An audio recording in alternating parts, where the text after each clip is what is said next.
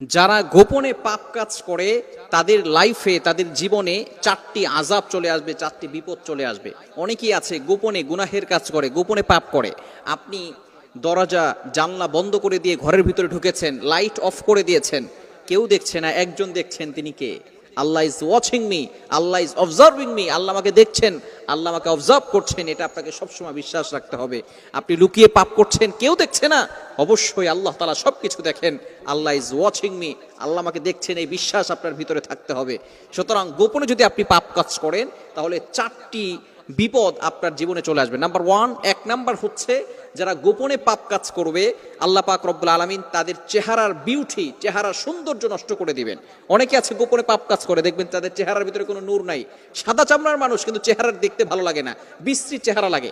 আবার অনেক দেখবেন কালো মানুষ কিন্তু আল্লাহর ইবাদত করে, মিথ্যা কথা বলে না, সত্যের পথে চলে, নামাজ 5 ওয়াক্ত পড়ে, দেখবেন তার চেহারার ভিতরে এমন একটা নূর আছে, চেহারা দেখলে আরো দেখতে মনে চায়। এরকম কিছু মানুষ সমাজে আছে না নাই? এজন্য 1 নাম্বার তার বিপদ হচ্ছে, তার আযাব হচ্ছে, আল্লাহ তাআলা তার চেহারার বিউটি, কিউটনেস নষ্ট করে দিবেন, চেহারার কোনো সৌন্দর্য থাকবে না। 2 নাম্বার হচ্ছে সে ইবাদত করে কোনো মজা পাবে না।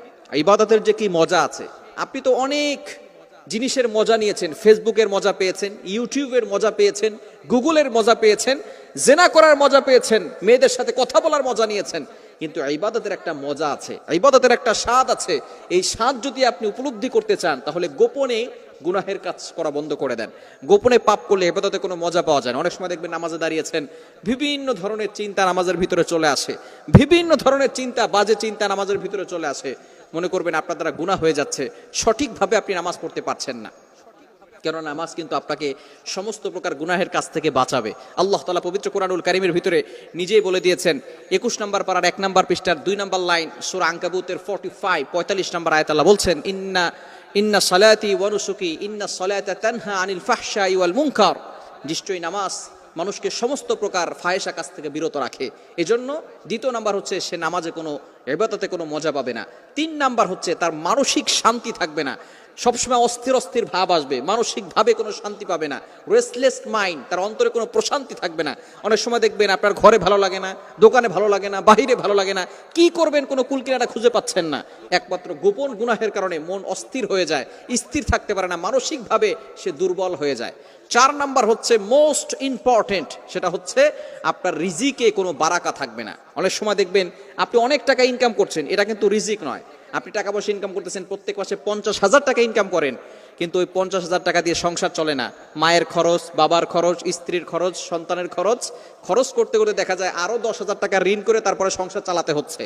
কিন্তু অন্য আরেক ব্যক্তি মাত্র 10,000 টাকা ইনকাম করে, সেখানে সে সুন্দর করে 8,000 টাকা দিয়ে সংসার চালায়, আরো 2,000 টাকা জমা রাখে। এটাই হচ্ছে বারাকা। কিন্তু বর্তমানে আমাদের রিজিকের ভিতরে বারাকা নাই। সুতরাং গোপন পাপ কাজ থেকে আমাদেরকে দূরে সরে আসতে হবে। গোপন পাপ কাজ করলে এই 4টি বিপদ আপনার লাইফে চলে আসবে। এই জন্য গোপন পাপ কাজ আমরা ছেড়ে দিব। আপনাকে সবসময় স্মরণ রাখতে হবে, আল্লাহ আমার সাথে আছেন, আল্লাহ আমার সবকিছু দেখছেন, আল্লাহ আমাকে অবজার্ভ করছেন।